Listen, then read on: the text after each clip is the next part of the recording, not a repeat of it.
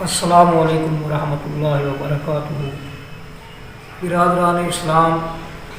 جیسا کہ آپ گزشتہ کئی دنوں سے یہ ملاحظہ فرما رہے ہیں، عقیدہ امامت اور خلافت کے حوالے سے اور اس ضمن میں ہم نے آپ کے سامنے جو کچھ پیش کیا ہے اس کا زیادہ تر مواد حضرت علی رضی اللہ تعالی عنہ کے خطبات و خطوط کے ساتھ تعلق رکھتا ہے۔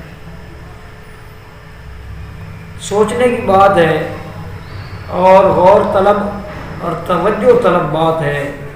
کہ ایک ایسا نظریہ اور ایسا عقیدہ جو ان حضرات کے نزدیک ان کے ہاں اسلام کی اساس اور بنیاد ہے ان کے بقول، اور اگر اس کو تسلیم نہ کیا جائے تو انسان نہ تو دائرہ اسلام میں رہ سکتا ہے، نہ اس کا کوئی عمل قبول ہے، نہ اس کا ایمان قبول ہے، کوئی چیز بھی اس کی قبول نہیں ہے۔ اسی بنیاد پر انہوں نے اصحاب رسول رضوان اللہ علیہ مجمعین پر ایسے الفاظ کسے اور تمام تر ملبہ جو تھا دشنام ترازیوں کا، گالیوں کا، اعتراضات کا ان پر گرا دیا۔ اللہ اکبر۔ لیکن آپ دیکھ رہے ہیں کہ جس قدر بھی شور شرابہ ہے، شور و شغب ہے، واہ ویلا ہے، نوحہ کنائی ہے، لیکن جب اس شور و شغب اور واہ ویلے کی تہ میں جھانک کر دیکھا تو اندر کچھ بھی نہیں ہے۔ اور تو اور حضرت علی رضی اللہ تعالی عنہ کے ارشادات اور ان کے اقوال زرین کی روشنی میں اس عقیدے کے پلے کچھ نہیں ہے، یہ آپ ملاحظہ کر چکے ہیں۔ ہم اس سے قبل تقریباً 12 پارٹس اس کے آپ کے سامنے پیش کر چکے ہیں، وہ سارے کے سارے حضرت علی رضی اللہ تعالیٰ عنہ کے اقوال کی روشنی میں۔ 3 پارٹس ایسے ہیں جو کہ اس کے علاوہ تھے، 12 پارٹس، 12 حصے جو اس گفتگو کے ہیں اس کے اندر صرف حضرت علی رضی اللہ تعالیٰ عنہ کا کلام پیش کیا گیا ہے۔ تو اب یہ سوچنے کے لیے اور سمجھنے کے لیے کوئی باقی حیل و حجت تو رہ نہیں گئی۔ دعائیں کی جا سکتی ہے اللہ تبارک و تعالیٰ سے کہ اللہ تبارک و تعالیٰ اپنے خزانے سے اور اللہ تبارک و تعالیٰ اپنی بات کو سمجھنے کی توفیق عنایت فرمائے۔ آج کا جو خطبہ ہے یہ خطبہ نمبر 65 اور صفحہ نمبر 209 سے شروع ہوتا ہے، اور یہ خطبہ اس کارروائی سے ریلیٹڈ ہے جس کارروائی کی روشنی میں سقیفہ بنی ساعدہ کے اندر حضرت ابو بکر صدیق رضی اللہ تعالی عنہ کی خلافت وجود پذیر ہوئی، اس حوالے سے یہ خطبہ ہے۔ اور اس خطبہ کے الفاظ سے بھی آپ کو پتہ چلے گا، اس کے بعد جو مفتی جعفر حسین نے جو کلا بازیاں کھائی ہیں اور جو پیچ و تاب کھائے ہیں انہوں نے، اس سے بھی آپ کو پتہ چلے گا کہ حقیقت اصل میں کیا ہے۔ وَمِن كَلَامِ اللَّهُ علیہ السلام فی مان الانصار، سید رضی کی جمائی ہوئی سرخی، یعنی حضرت علی رضی اللہ تعالی عنہ کے کلام سے انصار کے متعلق یہ ہے اس خطبے کا عنوان اور اس کی سرخی۔ وہ کہتے ہیں قالوا لما انتهت الى امیر المومنین علیہ السلام انباء السقیفۃ بعد وفات رسول اللہ صلی اللہ علیہ وسلم، جب حضرت امیر المومنین یعنی حضرت علی رضی اللہ تعالی عنہ تک سقیفہ بنی ساعدہ کی خبریں پہنچی نبی کریم صلی اللہ تعالی علیہ وسلم کی وفات کے بعد، قال علیہ السلام، علیہ السلام یعنی حضرت علی رضی اللہ تعالی عنہ نے کہا، لازمی بات ہے وہ کچھ لوگوں سے اس بارے میں مخاطب ہو رہے تھے، ما قالت الانصار، جب یہ سارا معاملہ ہوا وہاں پیش آیا معاملہ، تو اس اس وقت انصار نے کیا کہا تھا۔ یہ حضرت علی رضی اللہ تعالیٰ عنہ سوال کر رہے ہیں، یہ ان لوگوں سے وہ مخاطب تھے اس عنوان اور موضوع کے متعلق ان لوگوں سے یہ دریافت کر رہے ہیں، سوال کر رہے ہیں کہ جب یہ سارا معاملہ ہوا ہے تو اس وقت انصار نے کیا کہا تھا؟ تو لوگوں نے جواب دیا، انصار نے کہا منا امیر و منکم امیر، اے مہاجرین ایک امیر تم میں سے ہوگا اور ایک امیر ہم میں سے ہوگا۔ قال علیہ السلام، تو حضرت علی رضی اللہ تعالی عنہ نے فرمایا فَهَلْ تَجْتُمْ عَلَيْهِمْ بِأَنَّ رسول اللہ صلی اللہ علیہ وسلم وصى بأن يحسن إلى محسنهم ويتجاوز عن مسيئهم۔ حضرت علی رضی اللہ تعالیٰ عنہ فرما رہے ہیں کہ آپ لوگوں نے یہ دلیل کیوں نہیں دی، انصار کے ساتھ مخاطب ہوتے ہوئے، گفتگو کرتے ہوئے آپ لوگوں نے یہ دلیل کیوں نہیں دی کہ اللہ کے نبی صلی اللہ تعالیٰ علیہ وسلم نے وصیت کی تھی انصار کے متعلق، ان کا جو نیکوکار ہے اس کے ساتھ اس نے سلوک کیا جائے، وَيُتَجَاوَزُ عَنْ مُسِيئِهِمْ، اور ان کے خطا کار سے تجاوز کیا جائے۔ قالوا، تو وہ لوگ جو حضرت علی رضی اللہ تعالی عنہ سے مخاطب تھے اس وقت، انہوں نے کہا وَمَا فِي هَذِهِ مِنَ الْحُجَّةِ، اس میں دلیل والی کون سی بات ہے؟ یعنی کہ آپ کہہ رہے ہیں کہ اللہ کے نبی نے وصیت کی تھی انصار کے لیے، ان کا جو نیکوکار ہے، ان کا جو اچھا آدمی ہے اس کے ساتھ اس نے سلوک کیا جائے، اور جس سے خطا ہو جائے اس سے تجاوز کیا جائے، درگزر کیا جائے، اس میں دلیل والی کون سی بات ہے جو آپ فرما رہے ہیں کہ تم نے دلیل جو ہے نا ان کے اوپر دلیل قائم کرنی تھی، اس میں کون سی دلیل والی بات ہے؟ تو فقال علیہ السلام نے کہا، یعنی حضرت علی رضی اللہ تعالی عنہ نے فرمایا لو کانت الامارۃ لم تکن الوصیۃ بہم، اگر عمارت ان میں ہوتی جس طرح کہ وہاں یہ انصار دعویٰ کر رہے تھے کہ ہم میں سے امیر ہونا چاہیے، پہلے یہ جو ہے نا بڑی ایک کافی لمبی جو ہے وہ تکار ہوئی وہاں ثقیفہ بنی ساعدہ میں، ایک دم بات چھڑ گئی کہ اللہ کے نبی صلی اللہ تعالیٰ علیہ وسلم تو اب رخصت ہو گئے، اب یہ معاملات کون سنبھالے گا، نظام کون سنبھالے گا، امت کی زمام اور باغ ڈور کون سنبھالے گا، امت کے نظم و نسق کو کون چلائے گا، یہ بات چھڑ گئی، ایک دم جو ہے وہ بات اس طرف پلٹ گئی، انصار نے کہا کہ ہم زیادہ حقدار ہیں، قریشیوں نے کہا کہ ہم زیادہ حقدار ہیں، پھر بات چلتی چلتی یہاں پہنچی، انہوں نے کہا کہ ایک امیر ہم میں سے ہو جائے، ایک امیر تم میں سے ہو جائے۔ یہ اس وقت کی بات ہے جب حضرت ابو بکر صدیق اور حضرت عمر فاروق رضی اللہ تعالی عنہما وہاں تک نہیں پہنچے تھے، پہلے یہ ساری باتیں ہو چکی تھی۔ تو حضرت ابو بکر صدیق رضی اللہ تعالی عنہ نے وہاں پہنچ کر یہ نبی علیہ الصلوۃ والسلام کی دلیل پہ حدیث پیش کی، ایجاب احمد قریش، اللہ کے نبی صلی اللہ علیہ وسلم نے فرمایا قریش میں سے اپنا امام بنانا، اپنا خلیفہ بنانا۔ تو جب یہ بات ہوئی تو پھر اس کے بعد جو ہے نا وہ بعد والی کارروائی جو ہے وہ عمل میں آئی، یعنی حضرت عمر رضی اللہ تعالیٰ عنہ نے خطرے کو بھانپتے ہوئے حضرت ابو بکر صدیق رضی اللہ تعالیٰ عنہ سے یہ گزارش کی کہ آپ کو اللہ کے نبی صلی اللہ علیہ وسلم نے مصلی پر کھڑا کیا، اس سے پہلے اور بھی اس بارے میں کافی اشارے تھے، ہجرت میں انہیں اپنے ساتھ رکھا، ایک سال پہلے وفات سے ایک سال پہلے امیر حج مقرر کیا، تو آپ کے ہوتے ہوئے اس منصب کا کوئی اہل ہو نہیں سکتا، آپ ہاتھ بڑھائیں۔ انہوں نے ہاتھ بڑھایا اور حضرت عمر فاروق نے بیعت کر لی، اور پھر وہ انصار جو اس سے پہلے اس بات پر بضد تھے کہ ایک امیر ہم میں سے ہونا چاہیے اور ایک تم میں سے ہونا چاہیے، وہ سعد بن عبادہ رضی اللہ تعالیٰ عنہ کے پاؤں کے نیچے رونقتے ہوئے حضرت ابو بکر صدیق کے ہاتھ پر ٹوٹ پڑے۔ یہ ہے سارا وہ واقعہ اور قصہ اور یہ ساری کارگزاری ہے۔ تو یہاں کیا درج ہے، حضرت علی رضی اللہ تعالیٰ عنہ فرما رہے ہیں لو کانت الامارۃ فیہم لم تکن الوصیۃ بہم،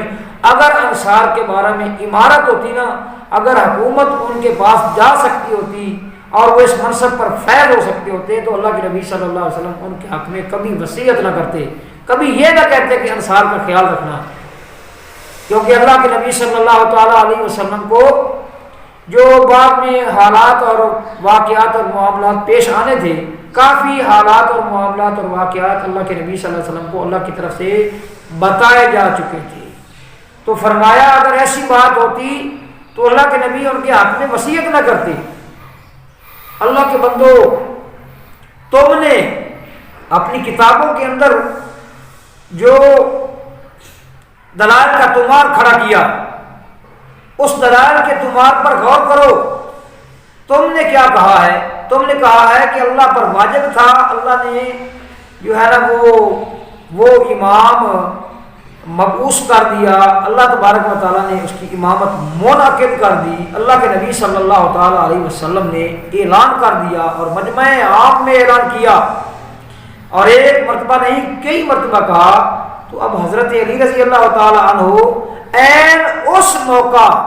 جو وہ موقع ہے جس موقع پر حضرت ابوبکر صدیق کی خلافت وجود میں آئی ہے، اس موقع پر جو کچھ ہوا اس کے متعلق فرما رہے ہیں کہ انصار کو یہ دلیل دینی تھی کہ تمہارے بارے میں تو اللہ کے رسول وصیت کر گئے ہیں، تم امیر نہیں بن سکتے۔ حضرت علی رضی اللہ تعالیٰ عنہ نے یہ کیوں نہیں کہا اس موقع پر خصوصی طور پر کہ انصار ہوں یا مہاجرین ہوں، کیا ان کو پتہ نہیں تھا کہ اللہ کے نبی مجھے بنا کر گئے ہیں، مجھے منتخب کر کے گئے ہیں، اور یہ فیصلہ اللہ کے نبی صلی اللہ علیہ وسلم اللہ تبارک و تعالیٰ کی طرف سے حکم ملنے کے بعد یہ فیصلہ تو اللہ کے نبی کر کے چلے گئے تھے، ان لوگوں کو کیا ہو گیا ہے؟ ابھی اللہ کے نبی صلی اللہ علیہ وسلم دفن بھی نہیں ہوئے اور انہوں نے جو ہے نا ان کے حکم سے روگردانی کر لی ہے، اعراض کر لیا ہے۔ اس طرح گفتگو ہونی چاہیے تھی حضرت علی کی، اور وہ فرما رہے ہیں کہ تم نے خاموش کرا دینا تھا انصار کو کہ تمہارے بارے میں تو اللہ کے نبی وصیت کر کے گئے ہیں، تم تو اس کے مستحق ہے، مستحق ہو ہی نہیں۔ بالکل اسی طرح ہونا چاہیے تھا، اگر ایسا معاملہ ہوتا تو حضرت علی یہ ضرور فرماتے رضی اللہ تعالیٰ عنہ۔ اور یہ بات بھی یاد رکھیں کہ جب اس طرح کا ماحول پیدا ہو گیا، تلواریں نکل آئیں، تو تکار ہوئی، تلواریں نکل آئی، اور یہاں معاملہ جو ہے وہ انتہا کی حد تک بگڑ گیا، خطرہ تھا کہ فساد ہو جائے گا۔ اتنے اس قدر غصے کے عالم میں انصار نے کم از کم یہ بات کہہ دینی تھی، اے مہاجرین تم بھی نہیں بن سکتے اور ہم بھی نہیں بن سکتے، کیونکہ اللہ کے رسول یہ فیصلہ کر کے گئے ہیں۔ اتنا بڑا واقعہ ہوا، حضرت علی رضی اللہ تعالی عنہ کی خلافت کے انعقاد کا واقعہ ہوا، اور مجمع عام میں ہوا، مجمع عام کے سامنے ہوا، لیکن اس مجمع کے اندر جو موجود لوگ تھے وہ دو گروہوں میں موجود تھے، یا انصار تھے یا مہاجر تھے، اور کسی ایک بندے کی زبان پر بھی یہ بات نہیں آئی کہ یہ تو اللہ کے نبی کر کے گئے ہیں، تو تم ایسا کیوں کر رہے ہو؟ اب یہ معاملہ تو نپٹ چکا ہے، کسی ایک بندے کی زبان پر بھی یہ بات نہیں آئی۔ یہ اس بات کی دلیل ہے کہ ایسا کچھ نہیں ہوا۔ اگر ایسا ہوا ہوتا تو چلو جی آپ کہہ دیتے ہیں، آپ کہتے ہیں آپ کا یہ دعویٰ ہے، جس کا آپ نے قیامت والے دن اللہ کو جواب دینا ہے جا کر، یہ جو جھوٹ کی جو تم نے عمارت کھڑی کر رکھی ہے، عمارت کھڑی کر رکھی ہے، تمہار باندھ رکھا ہے، ہر اذان کے وقت، اذان سے پہلے تم جھوٹ بولتے ہو، اشہد ان امیر المؤمنین علی ولی اللہ وصی رسول اللہ وخلیفۃ الاول بلا فاصل، یہ جو اذان سے پہلے تم جھوٹ بولتے ہو، اس جھوٹ کا جواب تم نے قیامت والے دن جا کر دینا ہے اللہ کو۔ ایسا واقعہ ہوا، اتنا عظیم واقعہ ہوا، اتنا اہم واقعہ ہوا، اور نہ انصار اس کے متعلق بات کر رہے ہیں، نہ مہاجرین بات کر رہے ہیں، نہ ہی حضرت علی کر رہے ہیں کہ یہ تو کام ہو چکا تھا، تم نے یہاں سقیفہ بنی سعدہ میں یہ سارا کچھ کیوں کیا ہے، یہ تو کام ہو چکا تھا، تم تو میرے متبع بن چکے ہو، میرے مطیع بن چکے ہو، لیکن کوئی ایسی بات نہیں کی۔ فرمایا انصار کو ایسا حق نہیں پہنچتا تھا اور پھر سوال کیا فماذا قالت قریش نے کیا کہا؟ قالوا تو پھر جواب دینے والوں نے جواب دیا احتجت بانها شجرۃ الرسول صلی اللہ علیہ وسلم، انہوں نے دلیل دی کہ ہم اللہ کے رسول صلی اللہ تعالی علیہ وسلم کا شجرہ ہے، آپ کے خاندان سے تعلق رکھنے والے ہیں. یعنی قریشیوں نے یہ دلیل دی کہ ہم تم سے زیادہ اس بات کے مستحق ہیں کیونکہ ہم اللہ کے رسول صلی اللہ علیہ وسلم کے خاندان سے تعلق رکھتے ہیں. تو حضرت علی رضی اللہ تعالی عنہ نے فرمایا فقال علیہ السلام احتجوا بالشجرۃ واضاءوا الثمرۃ، انہوں نے شجرہ کے ذریعے دلیل پکڑی لیکن پھل کو ضائع کر دیا. یعنی اہل بیت رسول جو تھے ان کے بارے میں انہوں نے اس موقع پر کوتاہی برتی ہے. اگر انہوں نے یہ دلیل جو انہوں نے دی ہے کہ ہم اللہ کے رسول کا خاندان ہے اور آپ کا شجرہ ہیں اس لیے زیادہ مستحق ہیں، تو یعنی کہ ان الفاظ سے یہ بات نکل رہی ہے کہ پھر تو اس اعتبار سے ہم جو اہل بیت رسول ہیں وہ زیادہ حقدار تھے، پھر تو دوسرے قریش جو ہیں وہ اس بات کے مستحق نہیں تھے. اس بات سے آپ اتنا جو ہے نا وہ اتنا کہہ سکتے ہیں کہ وہ اپنے آپ کو احق یعنی زیادہ حقدار سمجھتے تھے اس منصب کا. یہ جو الفاظ پہلے میں نے گزارش کی ہے کہ آمیزش اور ملاوٹ کی بھرمار کی ہوئی ہے حضرت صاحب نے، تو کچھ بعید نہیں کہ حضرت علی رضی اللہ تعالیٰ عنہ کے الفاظ بدل دیے گئے ہوں. البتہ یہ بات تاریخی مسلمات میں سے ہے کہ حضرت علی رضی اللہ تعالیٰ عنہ ایک کچھ عرصہ تک اس پر ناراض رہے ہیں کہ ایسا کیوں نہیں ہوا. لیکن حضرت فاطمہ رضی اللہ تعالیٰ عنہ کی وفات کے بعد جب حضرت ابوبکر صدیق وہاں گئے تو پھر حضرت علی رضی اللہ تعالیٰ عنہ نے یہ گلہ کیا کہ ہمیں مشورے کے اندر کیوں شامل نہیں کیا گیا. تو حضرت ابوبکر صدیق نے کہا کہ وہاں کوئی مشورہ نہیں ہوا، ایک دم صورتحال ایسی سچویشن اور کیفیت بنی اور یہ سارا کچھ ہو گیا. اگر مشورے کا کوئی موقع ملتا تو آپ کو ضرور بلایا جاتا. تو پھر حضرت علی رضی اللہ تعالیٰ نے بیعت کر لی اور معاملہ ختم ہو گیا. لیکن یہ جو آپ لوگ جو ہے نا آپ لوگوں نے اس بارے میں جو انبار لگا رکھا ہے اپنے جھوٹے دلائل کا اور اکاذیب کا، اس کا تو حضرت علی رضی اللہ تعالیٰ عنہ کی گفتگو کے اندر بھی اور آس پاس بھی کوئی نام و نشان تک نہیں ہے. اللہ اکبر. اس پر تبصرہ کرتے ہوئے حضرت مفتی صاحب لکھتے ہیں ثقیفہ بنی ساعدہ کے واقعات سے یہی ظاہر ہوتا ہے کہ انصار کے مقابلہ میں مہاجرین کی سب سے بڑی دلیل اور وجہ کامرانی یہی چیز تھی کہ قریش چونکہ پیغمبر کے ہم قوم ہیں اور ہم قبیلہ ہیں،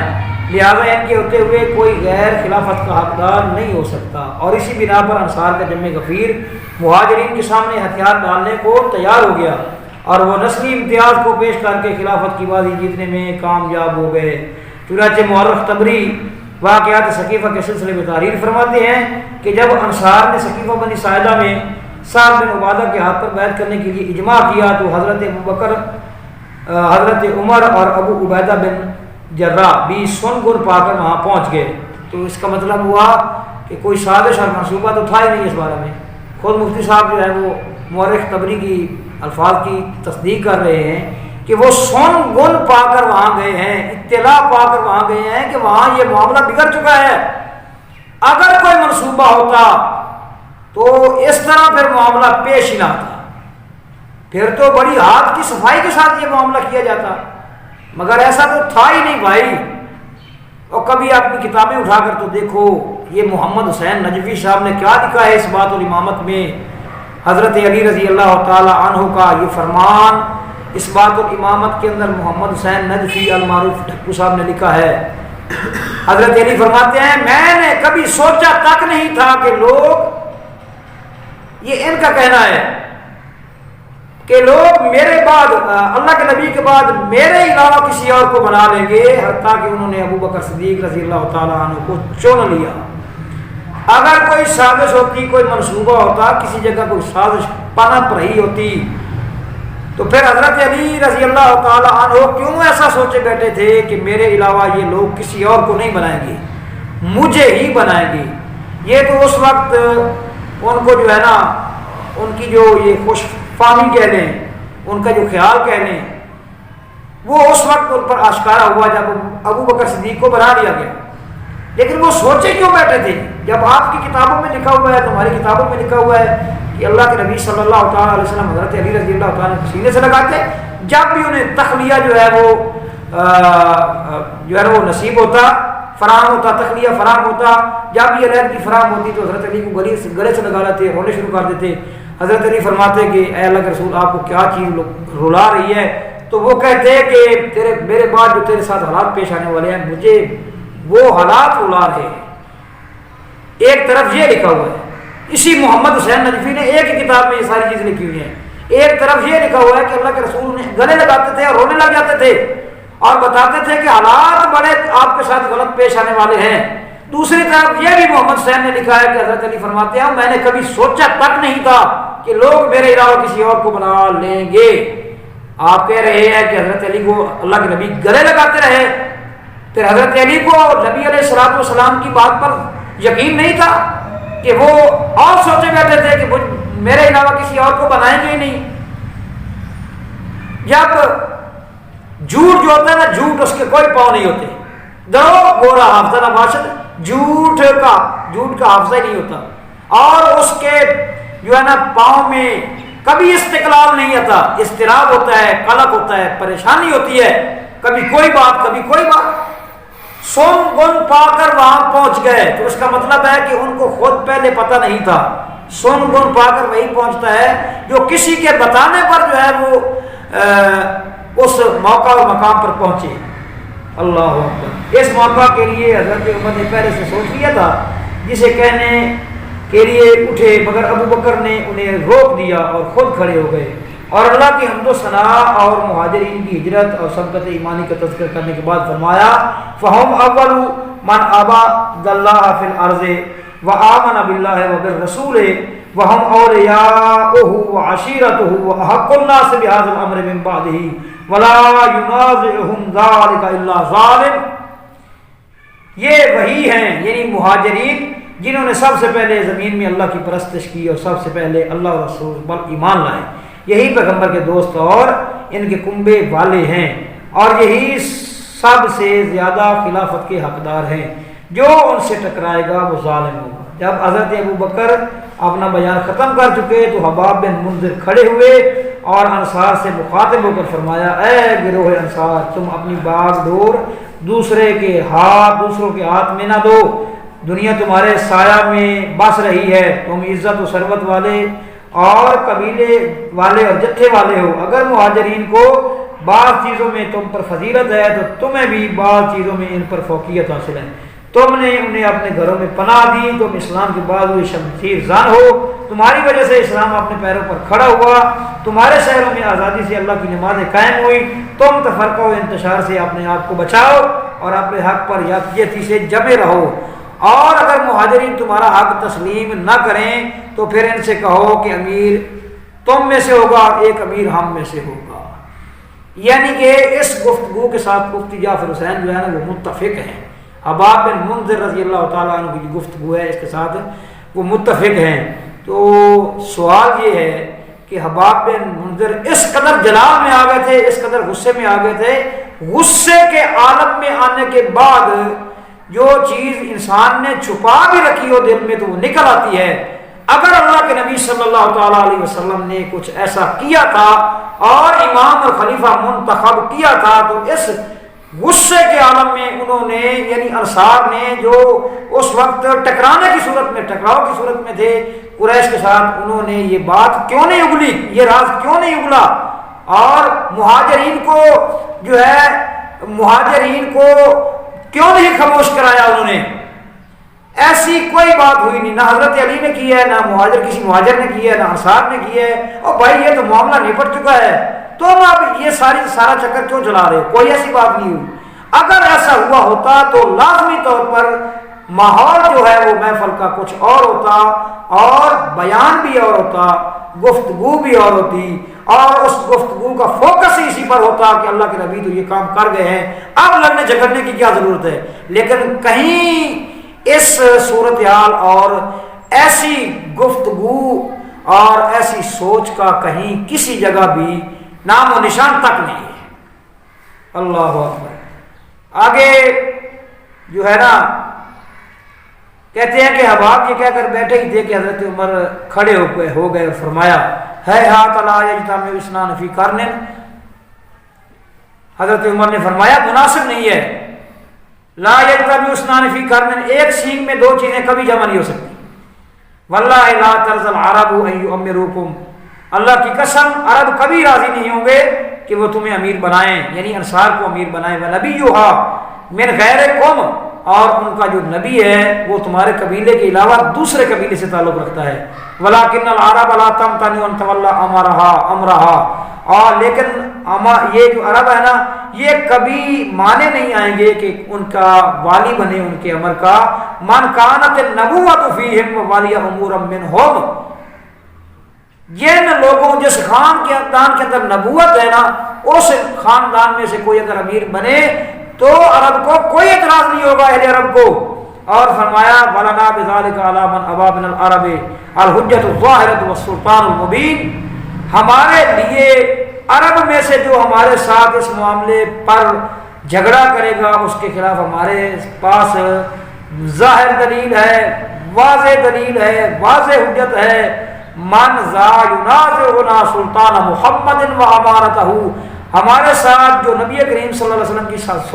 سلطنت اور اس کی امارت کے بارے میں جو جھگڑا کرے گا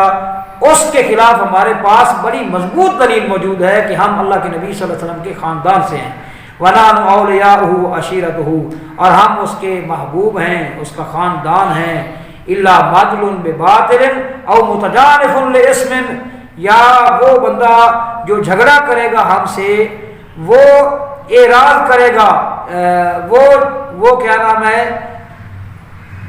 وہ باطل کی طرف جھکنے والا ہوگا۔ جو بندہ ہم سے جھگڑا کرے گا وہ باطل کی طرف جھکنے والا ہوگا، یا پھر گناہ کی طرف مائل ہونے والا ہوگا، یا پھر وہ ہلاکت کے ورطہ میں گرنے والا ہوگا۔ حضرت عمر رضی اللہ تعالیٰ عنہ نے یہ فرمایا۔ حضرت عمر کے بعد جب حباب پھر کھڑے ہوئے اور انصار سے کہا کہ دیکھو اپنی بات پر ڈٹے رہو اور اس کی اور اس کے ساتھیوں کی باتوں میں نہ آؤ، یہ تمہارے حق کو دبانا چاہتے ہیں، اگر یہ لوگ نہیں مانتے تو انہیں اپنے شہروں سے نکال باہر کرو اور خلافت سنبھال لو، بھلا تم سے زیادہ اس کا کون مستحق ہو سکتا ہے۔ جب حباب خاموش ہوئے تو حضرت عمر نے انہیں سخت سست کہا، ادھر سے بھی کچھ کلامی ہوئی اور مذہب کا رنگ بگڑنے لگا۔ ابو عبیدہ نے جب یہ دیکھا تو انصار کو ٹھنڈا کرنے اور اپنے دھڑے پر لانے کے لیے کہا، اے گروہ انصار تم وہی لوگ ہو جنہوں نے ہمیں سہارا دیا، ہماری ہر طرح کی امداد کی، اب اپنی روش کو نہ بدلو اور اپنے طور طریقے کو نہ چھوڑو۔ مگر انصار ان باتوں میں نہ آئے اور وہ سعد کے علاوہ کسی کی بیعت کرنے کو تیار نہ تھے، اور ان کی طرف لوگ بڑا ہی چاہتے تھے کہ سعد کے قبیلے کا ایک آدمی بشیر خزرجی کھڑا ہوا اور کہنے لگا کہ بے شک ہم نے مہاجر جہاد میں قدم بڑھایا، دین کو سہارا دیا، مگر اس سے ہماری غرض صرف اللہ کی رضامندی اور اس کے رسول کی اطاعت تھی، ہمارے لیے یہ مناسب نہیں ہے کہ ہم تفوق جتلائیں اور خلافت میں جھگڑا کریں۔ ان محمد صلی اللہ تعالی علیہ وسلم من قریش و قومہ احق بہ و قومہ احق بہ و اولا، محمد صلی اللہ علیہ وسلم قریش میں سے تھے لہذا ان کی نیابت و وراثت کا حق بھی انہی کو پہنچتا ہے۔ بشیر کا یہ کہنا تھا کہ انصار میں پھوٹ پڑ گئی اور اس کا مقصد بھی یہی تھا، کیونکہ وہ اپنے کنبہ کے ایک آدمی کو اس طرح بڑھتے ہوئے نہ دیکھ سکتے تھا، لہذا مہاجرین نے انصار کے اس افتراق سے پورا فائدہ اٹھایا۔ حضرت عمر ابو عبیدہ نے حضرت ابو بکر کے ہاتھ پر بیعت کا تہیہ کر لیا، ابھی وہ بیعت کے لیے بڑے ہی تھے کہ بشیر نے سب سے پہلے بڑھ کر اپنا ہاتھ حضرت ابو بکر کے ہاتھ پر رکھ دیا، اور پھر حضرت عمر اور ابو عبیدہ نے بیعت کی، اور پھر بشیر کی قوم قبیلے والے بڑے اور بیعت کی، اور سعد بن عبادہ کو پیروں کے تلے رون کر رکھ دیا امیر المومنین نے۔ اب بات یہ ہے کہ یہ مفتی صاحب نے اب ان الفاظ کے اندر آپ نے بھی جو ہے نا وہ کافی جو ہے نا ان کی جو خواہشیں ہیں ان کی جو خواہشیں ہیں ان خواہشوں کو جو ہے نا وہ ان خواہشوں کی آبیاری کے لیے انہوں نے اپنی طرف سے بھی کافی کچھ جو ہے نا وہ بڑھا دیا ہے۔ بات یہ ہے کہ جب بشیر بن سعد نے یہ بات کی تو کہ اللہ کے نبی کا قبیلہ ہے قریش، اور قریش انصار جو ہیں وہ حضرت ابوبکر صدیق کے ہاتھ پر ٹوٹ پڑے، تو اس طرف کسی کا ذہن کیوں نہیں گیا کہ یہ اللہ کے رسول کے قبیلہ ہونے کی وجہ سے زیادہ حقدار ہیں خلافت کے، تو پھر تو اللہ کے رسول کے جو سب سے زیادہ قرابت دار ہیں وہ زیادہ حقدار ہیں، پھر تو انہیں یہ کہنا چاہیے تھا اور کرنا چاہیے تھا، اور بشیر بن سعد کو جواب دینا چاہیے تھا۔ ماحول جو ہے وہ تو دکار کا تھا، باہم دست و گرے بان کا تھا، لڑائی کا تھا، پھر تو انہیں جو ہے نا یہ کہنا چاہیے تھا کہ پھر تو اللہ کے رسول کے قرابت دار جو ہیں جو زیادہ قریبی ہیں وہ زیادہ حقدار ہیں۔ پھر یہ انہوں نے کیا کیا، الٹ کام کر دیا کہ جو ہی بشیر بن سعد نے یہ کہا تو وہ حضرت ابوبکر صدیق کے ہاتھ پر ٹوٹ پڑے اور سعد بن عبادہ کو اپنے پاؤں تلے رونق کر رکھ دیا۔ مفتی صاحب یہ بے چینیاں، مفتی صاحب کی یہ بے چینیاں، یہ اضطرابیاں یہ بتا رہی ہیں کہ وہ جو کچھ مفتی صاحب چاہتے ہیں وہ کچھ انہیں حاصل نہیں ہو سکا، اس موقع پر بھی حاصل نہیں ہو سکا، اس موقع پر بھی جو ہے ان کو یہ حاصل نہیں ہو سکا جو کچھ وہ حاصل کرنا چاہتے تھے، نہ حضرت علی سے وہ حاصل کر سکے ہیں، نہ انصار سے حاصل کر سکے ہیں۔